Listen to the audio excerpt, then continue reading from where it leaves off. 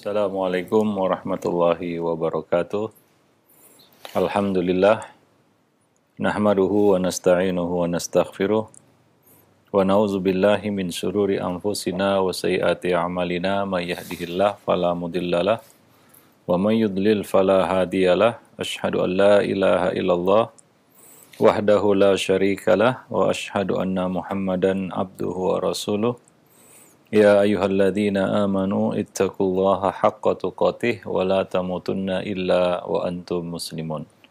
Amma ba'du fa inna ahsanal kalami kalamullah wa khairal hadi hadi Rasulillah sallallahu alaihi wasallam. Wa syarrul umur muhdatsatuha wa kullu muhdatsatin bid'ah wa kullu bid'atin dhalalah wa kullu dhalalatin finnar. Para pemirsa dan para pendengar kaum muslimin dan muslimat rahimani wa rahimakumullah. Pertama-tama kita bersyukur pada Allah Subhanahu wa taala dengan banyak-banyak memujinya atas segala nikmat dan karunia yang Allah limpahkan kepada kita. Pada kesempatan siang ini kita dapat bertemu kembali masih bersama buku Aktualisasi Akhlak Muslim atau Ensiklopedia Akhlak Salaf. Kita bersyukur kepada Allah yang masih memberikan kepada kita nikmat kesehatan, nikmat hidayah Islam dan iman, dan nikmat-nikmat lainnya yang tidak mungkin kita sebutkan satu persatu. Kemudian salawat dan salam atas Nabi kita Muhammad sallallahu alaihi wasallam, atas keluarga beliau, sahabat-sahabat beliau, dan siapa saja yang mengikuti sunnah beliau sampai hari kemudian. Para pemirsa dan para pendengar Radio Roja dan Roja TV yang dimuliakan Allah, pada kesempatan siang ini kita akan lanjutkan poin-poin yang ada di dalam buku ini. Kita masih membahas tentang keistiqomahan, yaitu bab ke-6 di dalam pasal istiqomah ini, yaitu hal-hal yang bisa merusak keistiqomahan. Ada banyak faktor yang bisa merusak dan mengganggu keistiqomahan seseorang. Di sini ada dua faktor, ya, faktor dari dalam diri hamba itu sendiri, dan yang kedua faktor luar. Kita akan bicarakan faktor dari dalam dulu, dari diri manusia itu sendiri. Ada beberapa faktor yang membuat seseorang itu keluar dari jalur keistiqomahannya. Yang pertama, ini sebab yang terbesar adalah kejahilan. Kejahilan atau al-jahalah ini akan menyebabkan seseorang bisa saja mengutamakan yang mudarat daripada maslahat bagi dirinya. Ya, karena kejahilan dan kedangkalan ilmu. Seorang hamba bisa saja lebih memilih mudarat daripada maslahat. Lebih memilih keburukan daripada kebaikan. Dan hal ini bukan karena ketidaktahuan, tapi karena kejahilan. Karena kejahilan. Hal itu disebabkan timbangan yang dipakainya menjadi terbalik. Ini akibat pemahamannya yang dangkal, pemahamannya yang lemah. Ketiadaan ilmu merupakan musibah. Karena ilmu adalah sumber segala kebaikan. Sedangkan ketiadaan ilmu atau kejahilan adalah sumber segala keburukan. Kecenderungan seseorang melakukan kezaliman, pelanggaran, kekejian, mengerjakan apa yang dilarang, sebab utamanya adalah kejahilan. Atau bisa juga karena ilmu yang salah. Su'ul fahmi, pemahaman yang buruk. Dan ini merupakan musibah terbesar dalam hidup seorang hamba. Kejahilan itu adalah penyakit. Seperti virus yang berbahaya, yang melahirkan penyakit-penyakit yang mematikan, akan menyeret hamba yang jahil itu kepada kehancuran. Dan siapa saja yang dikuasai oleh penyakit ini, yaitu kejahilan, maka dia telah tinggal menunggu kehancuran dirinya. Satu demi satu, perbuatan dosa dan maksiat akan dilakukannya. Seiring dengan hidupnya yang menyimpang dari jalan Allah yang lurus. Sehingga dia akan tunduk kepada syubhat dan syahwat. Kecuali Allah Subhanahu wa taala merahmatinya dengan menghidupkan kembali hatinya, menerangi pandangannya, membukakan baginya pintu-pintu kebaikan dan ilmu-ilmu yang bermanfaat. Maka Nabi SAW bersabda dalam sebuah hadis, "Man yuridillahu bihi khairan yufaqihu fiddin." Siapa saja yang Allah kehendaki kebaikan bagi dirinya, maka Allah Subhanahu wa taala yufaqihu, membuat dia paham, membuat dia mengerti, berilmu di dalam agamanya. Yaitu Allah Subhanahu wa taala akan berikan kepadanya ilmu berkaitan dengan agamanya. Sehingga dengan ilmu tersebut dia bisa membedakan yang baik dan yang buruk. Itu tanda Allah menghendaki kebaikan. Itu pintu gerbang kebaikan. Dari situ akan muncul banyak kebaikan. Mafhum mukhalafahnya atau konsekuensi logis dari hadis tersebut adalah barang siapa yang Allah kehendaki buruk atas dirinya, maka Allah jauhkan dia dari ilmu.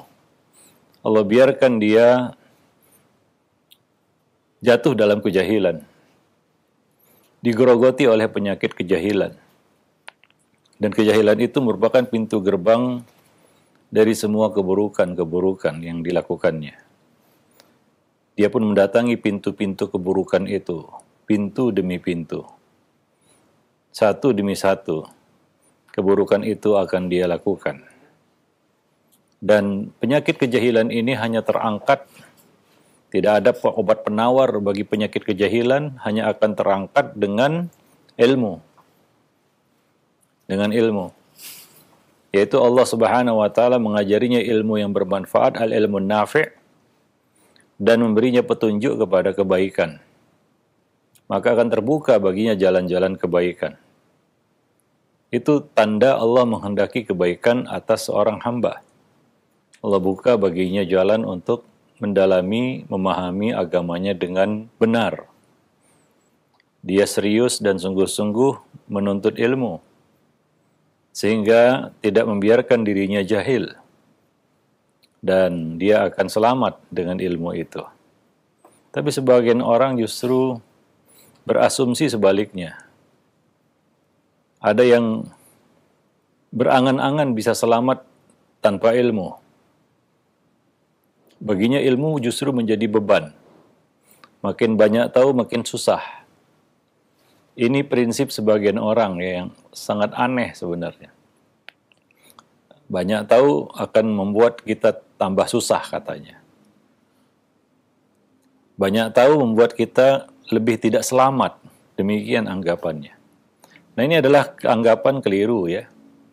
Ini adalah asumsi yang sangat menyimpang, yang sangat keliru.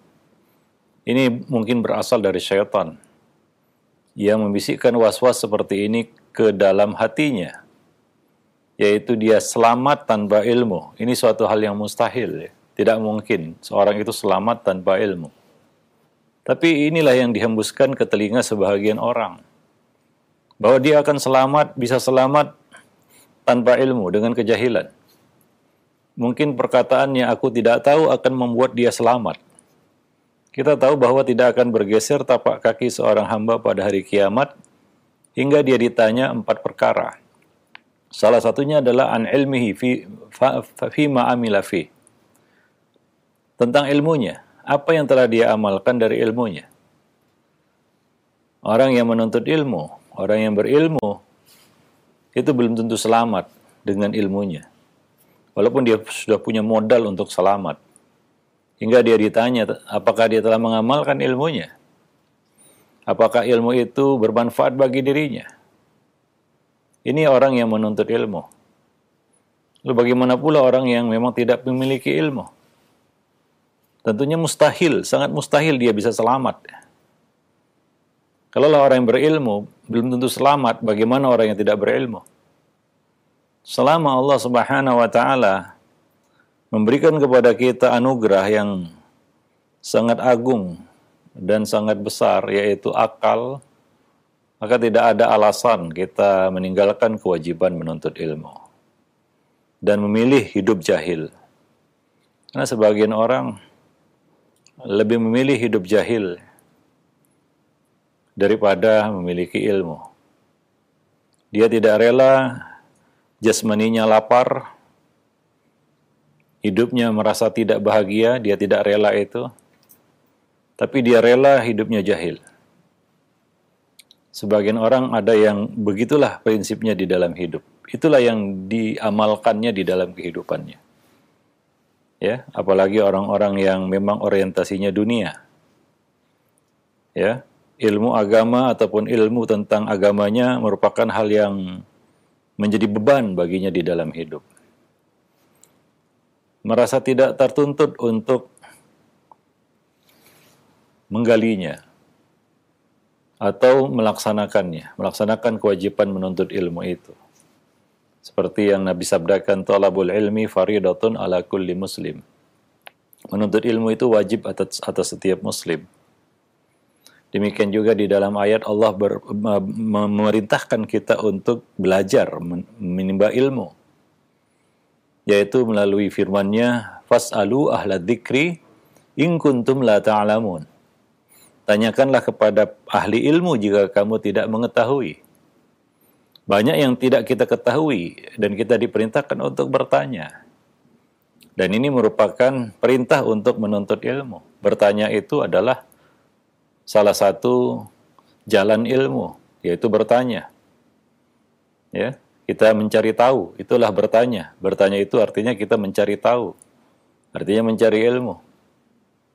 Ya. Nah demikian. Jadi itu perintah Allah dan menjadi satu kewajiban atas setiap muslim, kata Nabi SAW. Dan ayat yang pertama turun juga perintah untuk membaca, yaitu belajar. Iqra bismi rabbikal ladzi khalaq. Itu ayat pertama turun kepada Nabi kita Muhammad SAW. Perintah untuk membaca, bahwa seorang muslim tidak boleh patah semangat, kehilangan motivasi untuk menuntut ilmu. Ya, sebagian orang berkata menuntut ilmu terus kapan beramalnya. Ini satu kontradiksi, perkataan yang sangat kontradiktif. Bagaimana beramal tanpa ilmu? Ya, bagaimana bisa beramal tanpa ilmu? Itu tidak mungkin. Itu satu angan-angan, khayalan kita bisa beramal tanpa ilmu. Kita bisa sholat dengan benar tanpa belajar, itu satu hal yang sangat mustahil. Ya. Itulah kita. Ya, kita contohkan ibadah sholat lah ya, satu ibadah yang mungkin kita lakukan setiap hari. Mungkin ilmu kita tentang sholat masih belum sempurna, banyak kurangnya. Kita belum banyak bertanya tentang sholat. Fas'alu ahla dzikri itu mungkin belum sepenuhnya kita lakukan. Ya, walaupun kita sholat dari kecil ya, tapi kita nggak belajar. Kita cuma melihat orang sholat, lalu kita tiru tanpa kita tahu benar atau tidak apa yang kita tiru itu. Seringkali kita ulangi, taklid itu bukan ilmu. Ikut-ikutan itu bukan ilmu. Ya, muqallid itu bukan alim. Para pemirsa dan para pendengar yang dimuliakan Allah. Maka ini faktor yang merusak keistiqomahan, yaitu kejahilan seseorang. Maka jangan merasa puas hidup jahil. Dan jangan merasa puas dengan sedikit ilmu. Sebagian orang merasa puas dengan sedikit ilmu yang dia miliki. Sehingga dengan modal pas-pasan itu, dia berharap bisa menyelamatkan dirinya. Tentunya, ilmu yang Allah Subhanahu wa Ta'ala berikan kepada kita, itu tentunya tidak langsung kita kuasai ilmu itu. Sekali belajar lalu kita mengetahui segalanya, tidak. Seiring dengan perjalanan waktu, ya seiring dengan umur yang Allah berikan kepada kita di muka bumi ini, itulah proses kita untuk terus menimba ilmu, menuntut ilmu. Ya, sehingga para ulama mengatakan, ya, menuntut ilmu itu sampai mati. Ketika Ibnul Mubarak ditanya sampai kapan kamu menuntut ilmu, beliau menjawab hattal mamat, sampai mati. Ya, ada pepatah, tuntutlah ilmu dari buayan sampai ke liang lahat, itu dari lahir sampai mati. Itulah hidup seorang muslim yang tidak pernah puas dengan ilmu. Dan dia terus menambah ilmunya untuk memperbaiki amalnya. Maka jangan ujub dengan amal-amal yang sudah kita lakukan. Mungkin banyak salahnya, banyak kelirunya, banyak amal-amal yang kita lakukan tanpa ilmu. Sehingga menjadi berantakan. Ya, atau jauh dari kata sempurna. Maka seorang yang berakal dan ingin istiqomah di atas amal solehnya, dia akan terus belajar. Ya, dan orang yang merasa sudah sampai di puncak, cenderung dia akan meletakkannya. Seorang yang merasa sudah sampai kepada puncak menuntut ilmu, dia akan tinggalkan ilmu. Karena merasa semua sudah dikajinya. Disuruh ngaji, diajak ngaji ke sana, dia katakan, itu sudah saya kaji. Itu sudah pernah saya bahas. Itu sudah pernah saya dengar. Nah, kalau seperti itu prinsipnya, maka orang seperti ini akan meninggalkan ilmu. Karena dia merasa sudah sampai puncaknya. Kira-kira nggak ada lagi ilmu yang harus dipelajarinya. Karena semua sudah didengarnya. Wah, sudah pernah saya ngaji itu. Sudah pernah saya ngaji ini. Sudah pernah saya dengar itu. Sudah pernah saya dengar ini. Padahal ilmu itu kalau kita terus ulang-ulang sepanjang hayat kita, ya, maka tidak ada kata puas bagi diri kita, bagi jiwa kita, bagi seorang yang beriman, ya. Karena dia terus merasa kurang, ya, dari ilmu itu. Nah, demikian. Apalagi ada penyakit lupa yang sering, ya, menimpa kita, penyakit lupa. Maka mengulang-ulang ilmu itu adalah salah satu cara untuk menangkis penyakit lupa, menyembuhkan penyakit lupa. Jadi hal yang bisa merusak keistiqomahan adalah kejahilan, ketiadaan ilmu, dan merasa cukup dengan ilmu yang sedikit. Yaitu yang kita lihat, ya, seorang mengalami penurunan, ya, pada ibadahnya karena dia sudah merasa puas, ya, merasa dia sudah berilmu tentang amal tersebut dan dia merasa sudah sampai ke puncaknya. Maka cenderungnya dia akan meninggalkan amal tersebut. Ya, maka kejahilan inilah yang menjadi musuh utama manusia. Maka jangan puas dengan sedikit ilmu yang kita miliki. Hakikatnya kita masih banyak dirundung kejahilan, diselimuti kejahilan. Ya, harus kita angkat, ya, kita katakan kabut kejahilan itu sedikit demi sedikit. Ya, kita sibak kabut kejahilan itu sedikit demi sedikit. Nah, demikian. Itu proses yang harus kita terus lakukan sepanjang hidup kita. Maka dari situ kita pahami, ya, kenapa para ulama dahulu tidak pernah puas dari menuntut ilmu. Nah, itu mereka tunjukkan.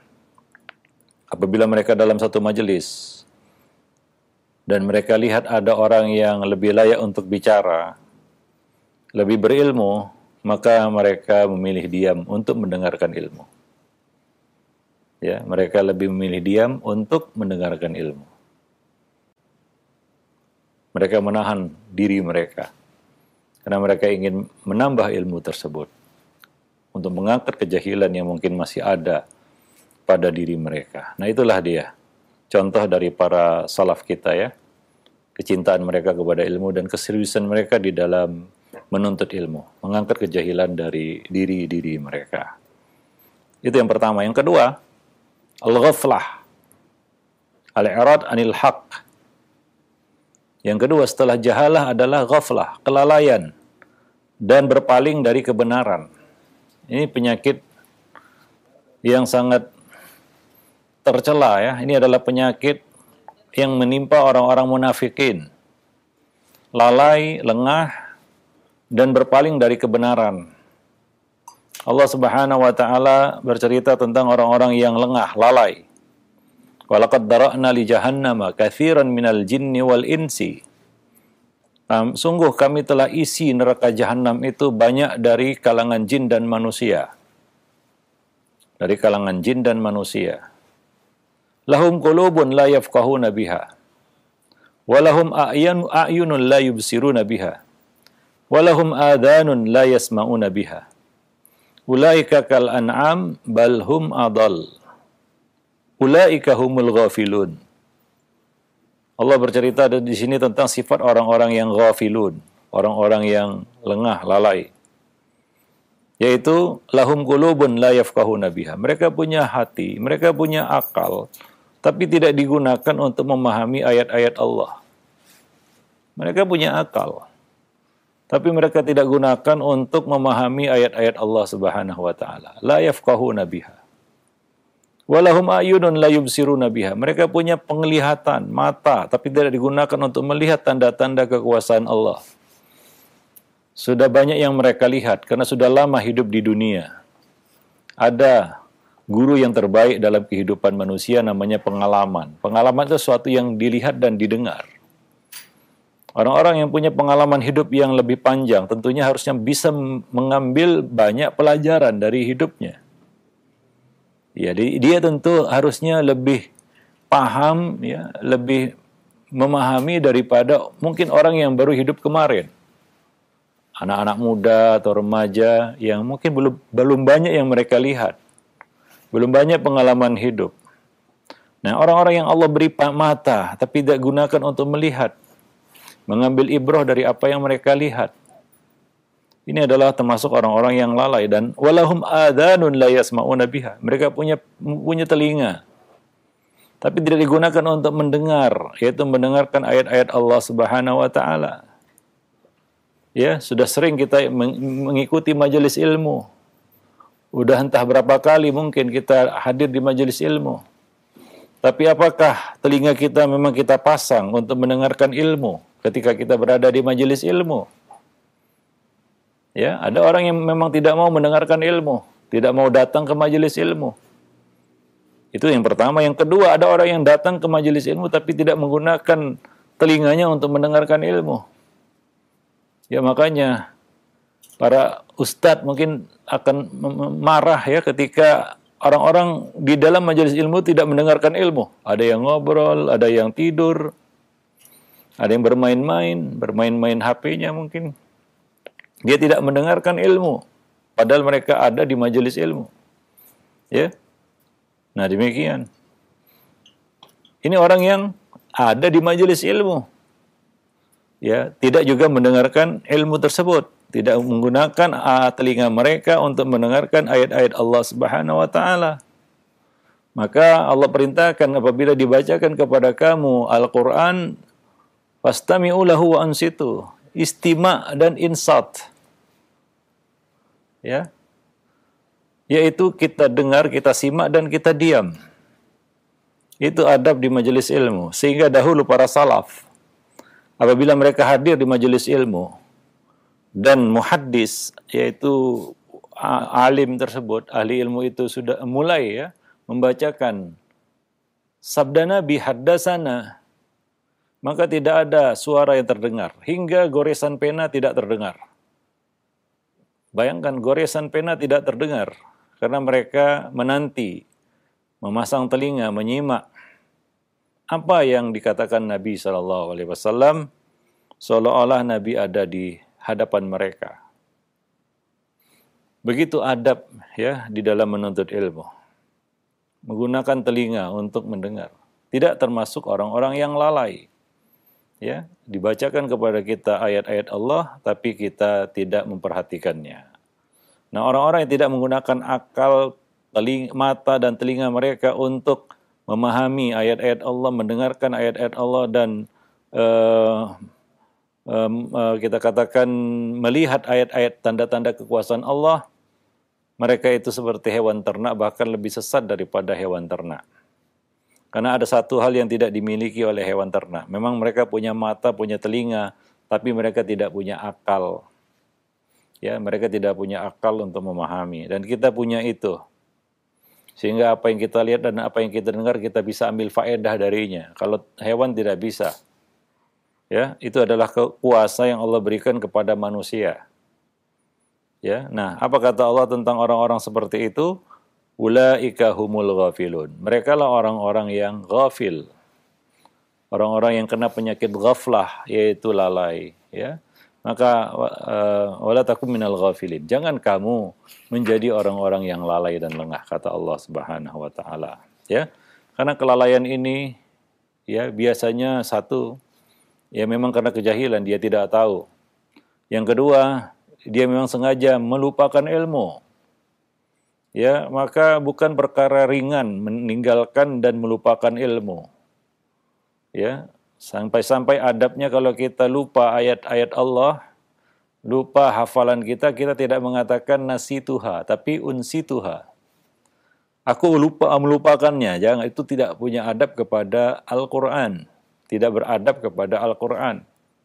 Tapi kita mengatakan unsi Tuhan, aku dibuat lupa ya terhadap ayat Allah tersebut. Siapa yang membuat dia lupa? Syaitan tentunya. Nah demikian. Oleh karena itulah dahulu para salaf ya melupakan ilmu itu merupakan satu tanda futur yang mereka waspadai, yang mereka takuti dan khawatirkan. Melupakan ilmu. Ya. Karena itu adalah pintu ghaflah. Ya, pintu terbukanya kelalaian ataupun kelengahan adalah melupakan ilmu. Tapi itu pula yang sering kita lakukan, melupakan ilmu. Ya, dahulu Hanzalah ya, Al-Usayyidi pernah suatu ketika bertemu dengan Abu Bakar As-Siddiq, dia berteriak, "Nafaqah Hanzalah, nafaqah Hanzalah." Hanzalah telah jatuh dalam nifak. Hanzalah telah jatuh dalam nifak. Begitu khawatirnya mereka terhadap penyakit nifak. Maka Abu Bakar berkata, "Waihak, ma taqul? Ada apa ini wahai Hanzalah? Apa yang kamu katakan?" Maka Hanzalah menjelaskan kenapa ia berkata seperti itu. Beliau berkata kepada Abu Bakar, "Kita ini wahai Abu Bakar, jika kita berada di majelis Nabi, Nabi mengingatkan kita surga dan neraka, maka seolah-olah surga dan neraka itu ada di depan mata kita.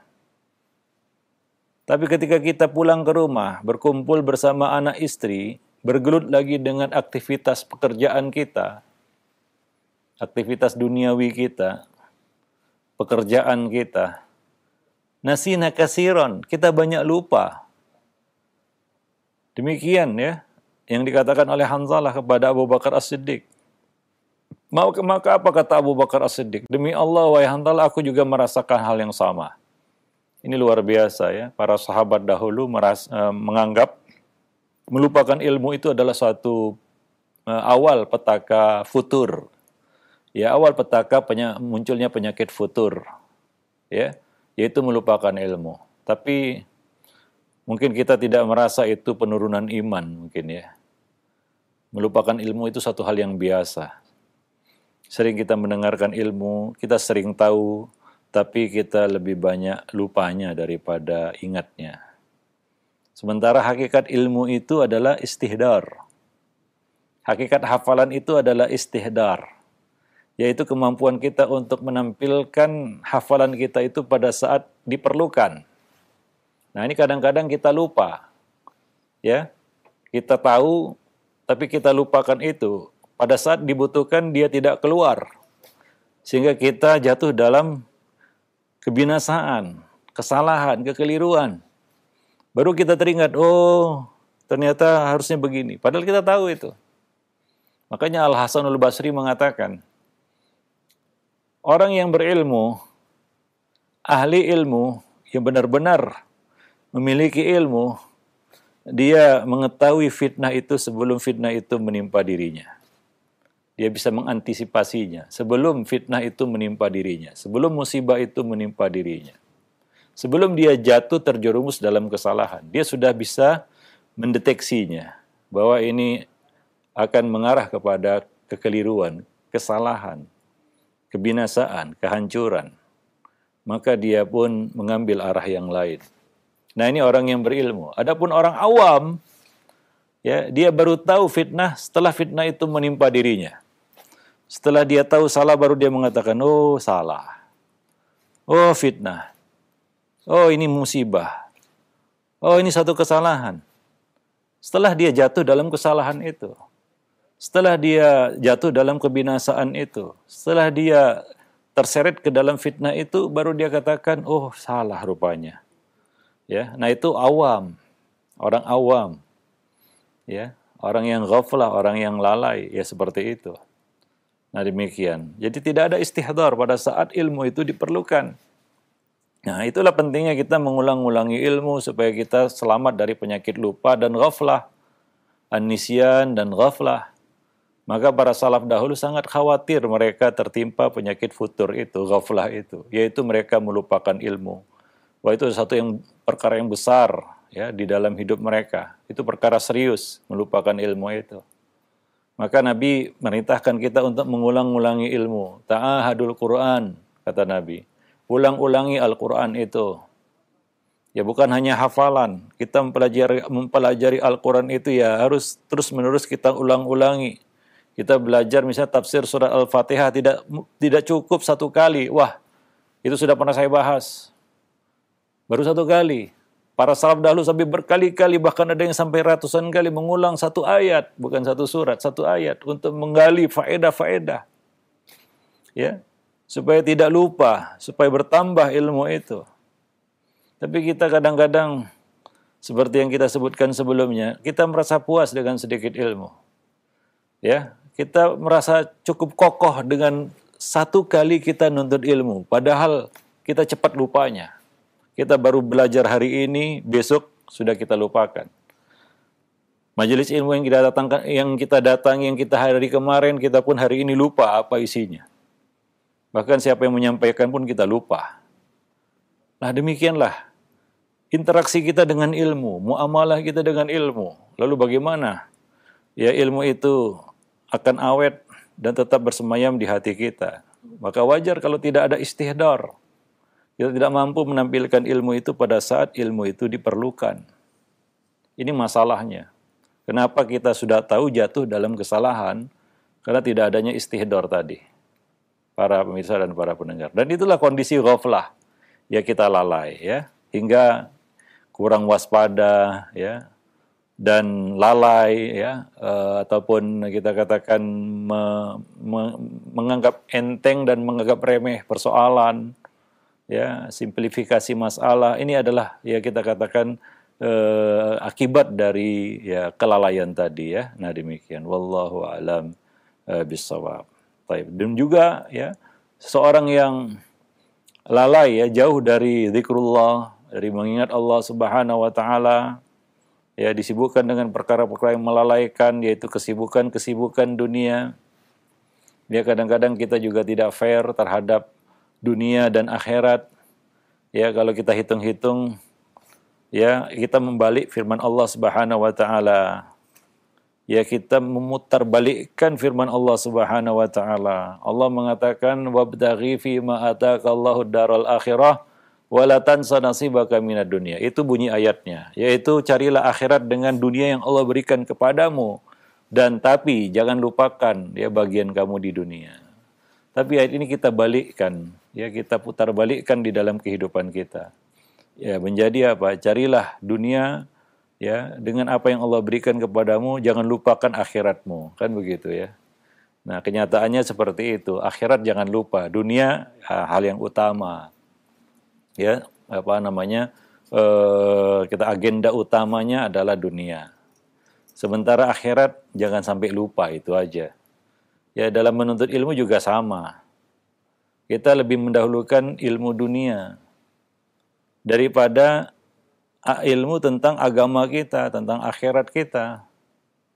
Ya kalau sudah ilmu dunia, bagaimana sukses berbisnis, wah itu rame itu. Rame itu dah. Bayar pun mau itu. Gak usah lah gratis, kalau gratis membludak mungkin.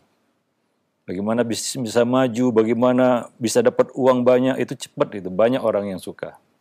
Tapi kalau bagaimana kita menghidupkan hati, bagaimana kita bisa melaksanakan agama dengan benar, ya, misalnya kewajiban kita sebagai kepala rumah tangga, sebagai muslim, sudah kita mendalami benar-benar kalimat yang membuat kita menjadi seorang muslim, yaitu la ilaha illallah. Itu mungkin sisa-sisa waktu. Kalaupun pernah itu cuma sekali kita bahas la ilaha illallah. Sekali dalam seumur hidup kita. Gak tahu itu apakah nyantol di hati atau tidak. Ya. Kalau diajak lagi ke kajian yang membahas tentang la ilaha, oh sudah pernah saya itu. Saya sudah pernah mengkajinya. Padahal cuma sekali dalam hidup. Ilmu dunia kita ulang-ulang gak pernah bosan kita. Kemarin baru ikut seminar tentang bisnis. Hari ini ikut lagi. Kayaknya kurang berhasil itu. Nah demikian, kadang-kadang kita nggak adil menempatkan antara dunia dan akhirat. Hakikatnya, kenyataannya kita lebih mendahulukan dunia daripada akhirat. Sementara bunyi ayat itu, carilah akhirat dengan dunia yang Allah berikan kepadamu. Dan jangan lupakan bagian kamu di dunia. Artinya ilmu agama harus menjadi prioritas utama, agenda utama dalam hidup kita. Ilmu dunia jangan lupa. Jangan dilupakan karena memang kita hidup di dunia, kita masih hidup di dunia, kita perlu itu. Tapi agenda utamanya, prioritas utama adalah ilmu agama kita. Yang nggak boleh kita jadikan sampingan. Ya, kapan sempat. Ya, tidak jadi agenda utama. Gitu. Tidak menjadi prioritas utama. Para pemirsa dan para pendengar yang dimuliakan Allah. Ya, kira-kira apakah kita sudah berlaku adil? Ya, tentunya ini semua akan Allah Subhanahu wa taala tanyakan kepada kita di hari akhirat kelak. Itu akan kita pertanggungjawabkan nantinya di hadapan Allah Subhanahu wa taala. Nah, demikian, ya. Maka ya, tentunya bagi ya, terutama orang yang sudah sampai pada puncak usia, ya, 40 tahun ke atas, itu dibedakan Allah 40 tahun ke atas dengan 40 tahun ke bawah. Ya, orang yang sudah sampai kepada usia syiddah, hatta idza balagha asyuddahu wa balagha arba'ina sanah. Orang-orang yang sudah sampai usia syiddah. Ada tingkatan usia. Ya, ada ya di sana usia mumayyiz, ada usia baligh. Ya, sudah baligh dia. Ada usia rusyad, yaitu seorang hamba bisa memanage dirinya sendiri. Usia rusyad sudah bisa dikasih harta dan dia bisa mengelola hartanya, itu usia rusyad. Dan ada usia syiddah, puncak usia.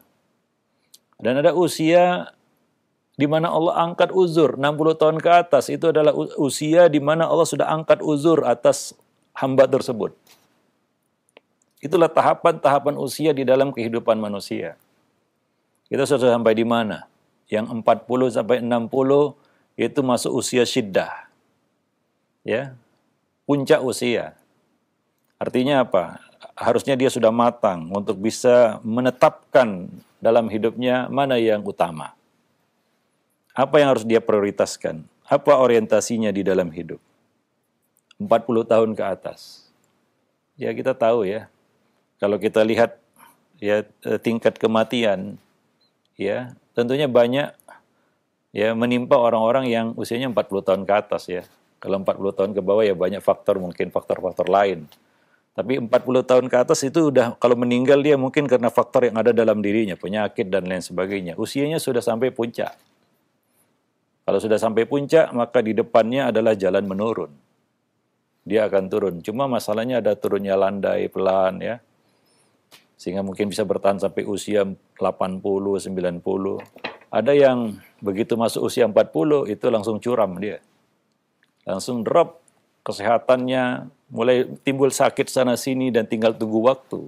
TTW, tinggal tunggu waktunya. Para pemirsa dan para pendengar yang dimuliakan Allah. Maka kalau kita sudah sampai pada puncak usia tersebut, ya, maka ya yang harus kita lakukan adalah hendaknya kita sampai pada tahap bahwa kita sudah harus memprioritaskan urusan akhirat kita. Lebih fokus, ya lebih lebih khusyuk untuk mendahulukan, mengutamakan urusan-urusan akhirat.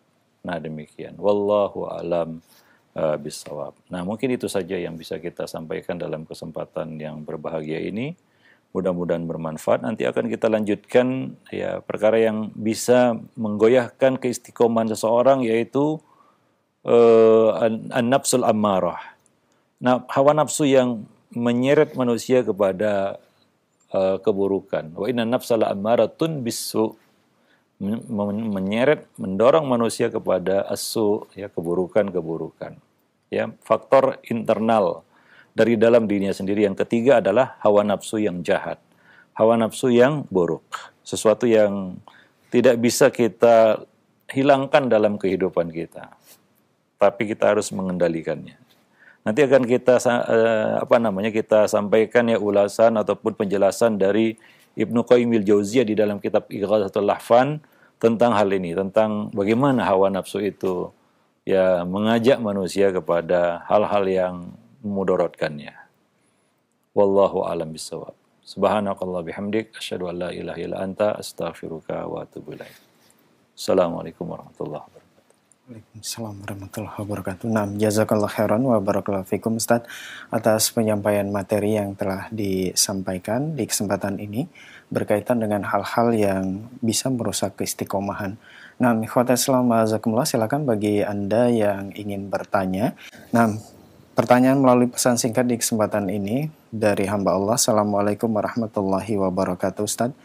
Ustaz, kalau kita mendapatkan musibah, bagaimana kita mengetahui bahwa itu hukuman terhadap kemaksiatan yang pernah dilakukan, ataukah itu ujian untuk meninggikan derajat nih? Mohon nasihat. Syukur. Ya, musibah itu sama dengan dosa. Nah. Itu rumus. Musibah yang menimpa kita dari satu sisi, itu harus kita pandang sebagai akibat dari dosa kita. Karena kita berbuat dosa. Kullu bani Adam khata'. Dan akibat dosa pasti ada. Dan musibah yang menimpa kita itu tidak lepas dari kesalahan kita. Maka kalau kita tertimpa musibah, salah satu yang harus kita lakukan adalah bertaubat, istighfar, minta ampun kepada Allah Subhanahu wa taala. Itu pasti. Ya, adalah akibat dari dosa-dosa yang kita lakukan. Maka minta ampunlah kepada Allah. Banyak-banyaklah beristighfar, ya, bertaubat kepada Allah Subhanahu wa taala. Wa tubu ilallahi jami'an ayyuhal mu'minun la'allakum tuflihun. Bertaubatlah kamu kepada Allah seluruhnya wahai orang-orang yang beriman, semoga kamu menjadi orang yang menang. Ya, selamat dari kekalahan atau kebinasaan, kehancuran, yaitu dengan bertaubat kepada Allah Subhanahu wa taala. Artinya apa? Musibah yang menimpa kamu adalah akibat dari dosa-dosa kamu, dosa-dosa kita. Nah, demikian. Dari satu sisi, ya, musibah yang menimpa seorang mukmin ya, dari satu sisi adalah ujian bagi mereka. Jika mereka bisa melewatinya dengan sabar, maka ini akan mengangkat derajat mereka. Ya, itu adalah peluang bagi seorang mukmin untuk bersabar. Makanya Umar bin Khattab apabila tertimpa musibah, Umar ya, kita tahu bagaimana tingkatan Umar, ya, iman Umar ya. Tapi beliau juga kadang-kadang dapat musibah. Beliau mengatakan, apabila musibah menimpa diriku, aku bersyukur atas musibah itu karena 3 hal. Yang pertama, ini adalah peluang bagiku untuk bersabar. Ya, ini adalah peluang untuk bersabar. Kadang-kadang kita tidak mengerti dan tidak memahami sepenuhnya arti sabar sebelum kita dapat ujian, musibah. Barulah kita mengerti sabar. Disitulah dia sabar. Itulah momentum sabar ya. Nah, karena ya kita momentum sabar itu tidak setiap waktu kita dapati ya, di mana kita betul-betul mengeluarkan sabar kita. Ya, ketika tertimpa musibah itulah momentum sabar. Nah, itu kata Umar. Yang kedua, musibah ini tidak lebih besar daripada yang menimpa orang lain. Ini untuk mensyukuri. Coba lihat orang yang di bawah kamu, jangan lihat orang yang di atas kamu. Ya. Coba lihat orang yang di bawah kamu dalam urusan-urusan dunia. Ya, kalau kita lihat dalam bab musibah, coba lihat orang yang lebih berat musibahnya. Supaya kita bersyukur. Dan berkata, alhamdulillah ala kulli hal. Itulah yang diucapkan Nabi ketika terjadi sesuatu yang tidak beliau inginkan. Ya, pasti itu musibah ya bagi seseorang. Tidak diingininya. Maka Nabi mengajarkan kepada kita suatu ucapan, ya, doa yang kita baca adalah alhamdulillah ala kulli hal. Itu yang kedua. Bagaimana kita bisa mensyukuri musibah ketika kita membandingkan dengan musibah yang menimpa orang lain. Ya, ternyata apa? Musibah yang menimpa kita tidak lebih berat daripada yang menimpa orang lain. Kalau kita kehilangan satu orang anak, di sana ada orang kehilangan seluruh anaknya. Kalau kita kehilangan seluruh anaknya, ada orang yang kehilangan seluruh keluarganya. Seluruh keluarganya hilang. Ya. Pada peristiwa tsunami di Aceh, hanya orang-orang yang kehilangan semua keluarganya, bukan hanya satu anaknya. Anaknya, istrinya, bahkan orang tuanya, saudara-saudaranya lenyap, habis ditelan, kita katakan tsunami. Demikian ya. Ternyata ada orang yang lebih berat musibahnya dari kita. Itu supaya kita mensyukuri, bahwasanya syukur Allah tidak memberikan musibah lebih besar daripada kemampuan kita untuk menerimanya. Dan yang ketiga kata Umar, bahwa musibah itu tidak menimpa agamaku. Itu poin yang penting ya. Kalau kita bicara musibah di sini, kalau musibah dunia, betapapun besarnya dapat tergantikan itu. Kita kehilangan 1 juta, mungkin itu jalan Allah memberikan kita rezeki 10 juta. Kehilangan motor, mungkin itu jalan yang Allah berikan kepada kita untuk mendapatkan mobil. Kira-kira demikian ya. Kira-kira demikian. Tapi kalau musibah itu menimpa agama kita, kehilangan iman, ya, kehilangan Islam, ya, kehilangan sunnah, itu musibah yang sebenarnya. Itu musibah yang tidak tergantikan. Apalagi yang bisa menggantikan sunnah. Apalagi yang bisa menggantikan Islam dalam hidup kita, nggak ada. Itu musibah yang sebenarnya. Nah demikian Umar menanggapi musibah yang menimpa beliau. Jadi ada satu sisi bagi seorang mukmin ya, bagi mukmin, bagi non mukmin itu bukan ujian sama sekali, itu musibah, murni musibah. Ya itu adalah azab yang Allah berikan kepada mereka. Tapi bagi seorang mukmin ini merupakan ujian dari satu sisi ya, untuk menguji dan memberikan kesempatan bagi mereka untuk menaikkan derajat mereka di sisi Allah Subhanahu wa taala. Maka dari itu Nabi mengatakan may yuridillahu bihi khairan yusib minhu. Barang siapa yang Allah menghendaki baik ya, yaitu peningkatan derajat, yusib minhu, Allah akan timpakan musibah kepadanya. Nah demikian. Wallahu a'lam bissawab. Nah demikian. Nah, jazakallahu khairan Ustaz atas jawaban yang disampaikan. Semoga bermanfaat untuk penanya dan kita semua yang menyimak. Masih pertanyaan melalui pesan singkat kembali dari Ummu Ubay di Kepulauan Riau. Assalamualaikum warahmatullahi wabarakatuh Ustaz. Ustaz, saya sering ke majelis ilmu dahulu. Kemudian semenjak pandemi ini, semenjak pandemi majelis ilmu diliburkan membuat saya terkadang semangat dan terkadang tidak dalam mencari ilmu syar'i. Apakah saya termasuk orang yang jahil, Ustaz? Syukron. Ya, ini kondisi musibah bagi kita semua ya, di mana kita tidak bisa membuka majelis ilmu seperti sebelumnya ya, karena adanya pandemi COVID-19 ini. Namun ada alternatif ya yang bisa kita lakukan, misalnya kajian online yang marak ya, melalui beberapa aplikasi yang ya mungkin semua sudah tahu ya, bisa kita gunakan sebagai sarana untuk menuntut ilmu. Tapi ingat ya, kepada para ikhwah sekalian dan akhwat juga, ini sifatnya sementara. Ya, sifatnya sementara. Ya, jangan sampai ketika pandemi ini sudah berakhir, kita memang lupa majelis ilmu. Ya, banyak yang lupa majelis ilmu juga. Dan keenakan kajian online begitu ya. Itu cuma sementara, darurat ya, seperti kita sholat renggang-renggang ya. Sholat pakai masker itu darurat. Walaupun dibolehkan oleh para ulama, bukan artinya sepanjang hayat kita nanti seterusnya ya kita melakukan seperti itu. Tidak. Ad-daruratu tuqaddaru biqadariha. Darurat itu dibatasi dengan kadarnya. Kalau pandemi ini sudah berakhir ya, dan pemerintah mungkin kita menunggu pengumumannya sudah dinyatakan berakhir, maka kita kembali kepada format yang semula.